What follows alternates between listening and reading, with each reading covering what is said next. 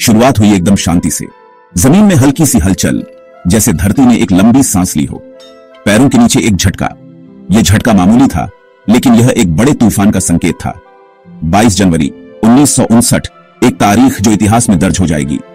सुबह का मौसम था सर्द और साफ सुस्कहन्ना नदी के ऊपर, जैसे कोई चित्रकार ने इसे अपनी कूची से सजाया हो।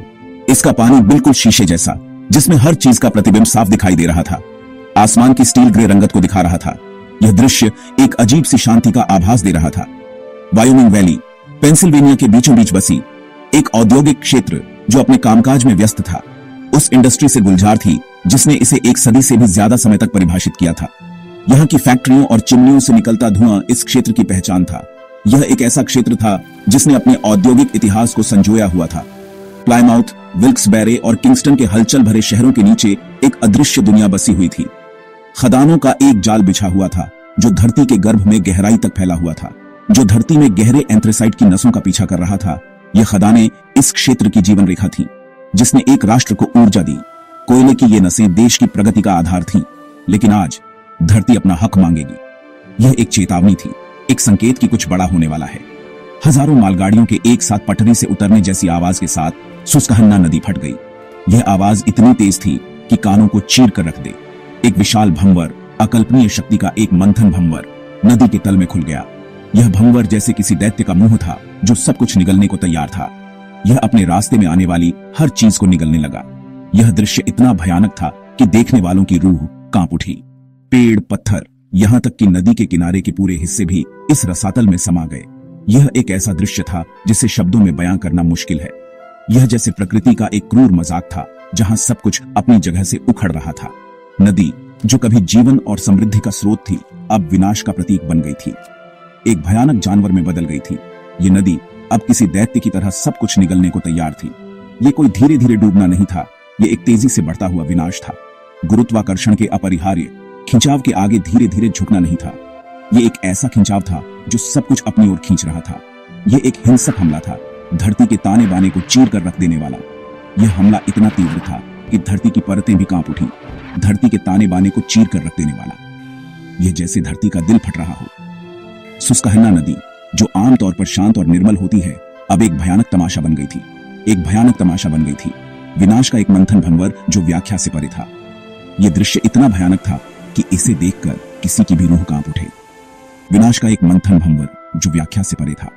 यह सिर्फ एक प्राकृतिक आपदा नहीं थी। यह सिर्फ एक प्राकृतिक आपदा नहीं थी।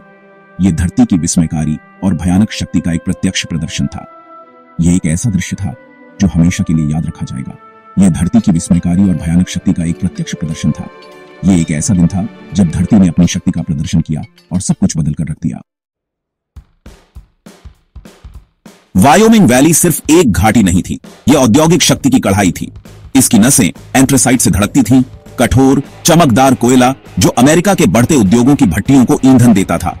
यह काला हीरा अपने बिटुमिनस चचेरे भाई की तुलना में कहीं अधिक कुशल औद्योगिक क्रांति का इंजन था, और वायोमिंग घाटी उसका धड़कता हुआ दिल था। 18वीं शताब्दी के अंत में एंथ्रेसाइट की खोज ने इस क्षेत्र को बदल दिया था। खदान श्रमिकों, इंजीनियरों और उद्यमियों की एक लहर ने सोते हुए किसान समुदायों को निगल लिया, जो सभी काले सोने के वादे से आकर्षित हुए थे। स्क्रैंटन, विल्क्स-बैरे और पिट्सटन जैसे शहर कोयले का पर्याय बन गए। उनकी सड़कों पर कोयला कारों की गड़गड़ाहट और खनिकों की चीखें गूंजती रहीं। कोयले की धूल और जलते हुए एंथ्रेसाइट की गंध से भरी हवा प्रगति का धैर्यपूर्ण सार लेकर चलती थी। सतह के नीचे गहरे धूप और ताजी हवा से छिपे पुरुषों की एक फौज अंधेरे में काम करती थी। ये लोग जो दिन की रोशनी से दूर अंधेरे और खतरनाक सुरंगों में अपना जीवन बिताते थे, वे सुस्कहन्ना के खनिक थे।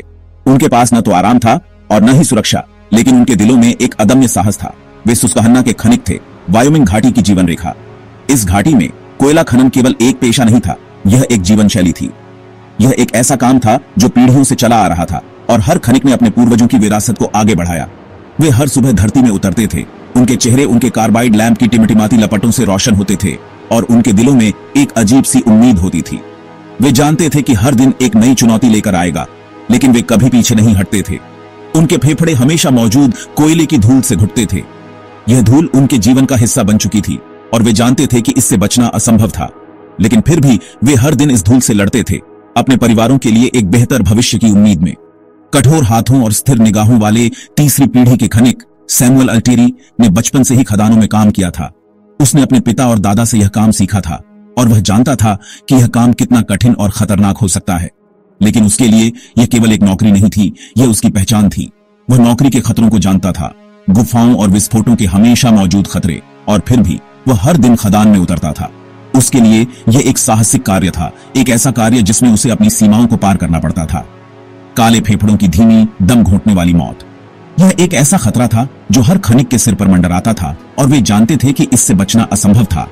लेकिन फिर भी वे हर दिन इस खतरे का सामना करते थे, अपने परिवारों के लिए एक बेहतर भविष्य की उम्मीद में। लेकिन खदानें उसके खून में थीं, जैसे कोयले की धूल उसकी त्वचा में समा गई हो। यह धूल उसकी पहचान का हिस्सा बन चुकी थी और वह जानता था कि इससे बचना असंभव था। लेकिन फिर भी वह हर दिन इस धूल से लड़ता था, अपने परिवारों के लिए एक बेहतर भविष्य की उम्मीद में। यह एक कठिन जीवन था, लेकिन वह बस इतना ही जानता था, उसके लिए यह जीवन का एक हिस्सा था और वह इसे पूरी तरह से स्वीकार कर चुका था। वह जानता था कि यह काम कितना कठिन और खतरनाक हो सकता है, लेकिन फिर भी वह हर दिन इस काम को करता था। इटली से हाल ही में आया एक अप्रवासी जोसेफ स्टेला एक बेहतर जीवन की तलाश में घाटी में आया था। उसने अपने परिवार और अपनी दाग की बारियों को पीछे छोड़ दिया था, स्थिर काम और अच्छे वेतन के वादे से आकर्षित होकर। वह जानता था कि यह काम कितना कठिन और खतरनाक हो सकता है, लेकिन फिर भी वह इस काम को करने के लिए तैयार था। उसने अपने परिवार और अपनी दाग की बारियों को पीछे छोड़ दिया था, स्थिर काम और अच्छे वेतन के वादे से आकर्षित होकर। वह जानता था कि यह काम कितना कठिन और खतरनाक हो सकता है, लेकिन फिर भी वह इस काम को करने के लिए तैयार था। उसके लिए यह एक नया जीवन शुरू करने का मौका था और वह इस मौके को किसी भी कीमत पर गंवाना नहीं चाहता था। खदानें एक कठोर और क्षमाशील मालकिन थीं, लेकिन उन्होंने अपनी गहराई में बहादुरी दिखाने वालों के लिए एक जीवन रेखा की पेशकश की। यह एक ऐसा जीवन था जो कठिनाइयों और खतरों से भरा था, लेकिन फिर भी इन खनिकों ने इसे पूरी तरह से स्वीकार कर लिया था। उनके लिए यह केवल एक नौकरी नहीं थी, यह उनकी पहचान थी और वे इसे किसी भी कीमत पर गंवाना नहीं चाहते थे। सेक्शन 4 गहराई में एक रंबल 22 जनवरी की सुबह किसी भी दूसरे दिन की तरह शुरू हुई। खनिकों के लिए यह एक और दिन था जब वे अपने परिवारों के लिए आजीविका कमाने के लिए गहरे भूमिगत उतरते थे। सूरज अभी भी उग रहा था और ठंडी हवा में एक अजीब सी शांति थी। सैमुअल अल्टियरी अपने साथी खनिकों के साथ उस जर्जर लिफ्ट केज में शामिल हो गया जो उन्हें धरती के गर्भ में उतारता था।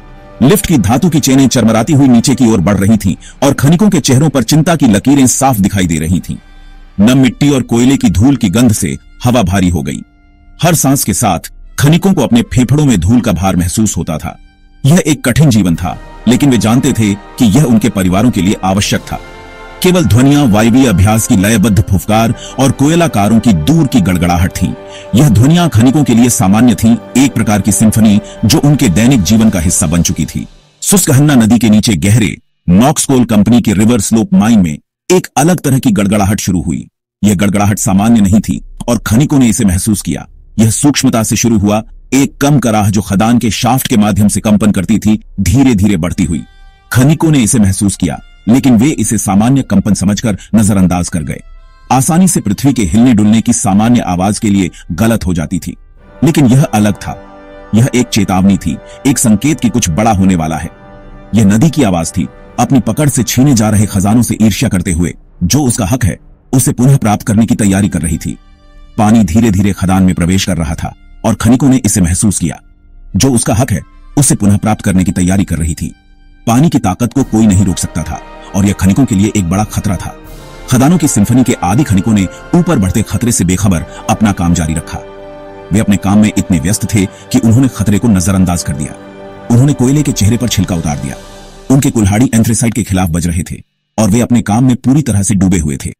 उनके कुल्हाड़ी एंथ्रेसाइट के खिलाफ बज रहे थे और वे अपने काम में पूरी तरह से डूबे हुए थे। हर वार के साथ वे अपने परिवारों के लिए एक बेहतर भविष्य की उम्मीद कर रहे थे। उनके विचार उस तनख्वाह पर थे जो उनके परिवारों को खिलाएगी। वे जानते थे कि यह काम कठिन था, लेकिन यह उनके परिवारों के लिए आवश्यक था। हर दिन वे अपने जीवन को जोखिम में डालते थे, लेकिन वे इसे अपने परिवारों के लिए करते थे। Section 5 deluge. फिर यह टकराया, न दहाड़ न विस्फोट, बल्कि एक ऐसी ध्वनि जो वर्णन से परे थी। एक ऐसी आवाज जो आपके फेफड़ों से हवा चूसती हुई प्रतीत होती थी और उसे बर्फीले भय से बदल देती थी। वर्षों की अनियंत्रित खनन प्रथाओं से टूटी सुस्कहन्ना नदी को पृथ्वी की त्वचा में एक कमजोरी मिली थी। यह हजारों नियाग्रा के बल के साथ रिवर स्लोप माइन में घुस गया। खनिक पूरी तरह से बेखबर, कहीं भाग नहीं सकते थे। काला और बर्फीला ठंडा पानी उन पर एक भागती हुई ट्रेन के बल से पटक दिया। औजार, कोयला कार और पुरुष बाथटब में खिलौनों की तरह इधर उधर फेंके गए। भाग्यशाली लोगों को तुरंत बेहोश कर दिया गया था। खदान के ठंडे अंधेरे दिल में डूबने के आतंक से बचा लिया गया था।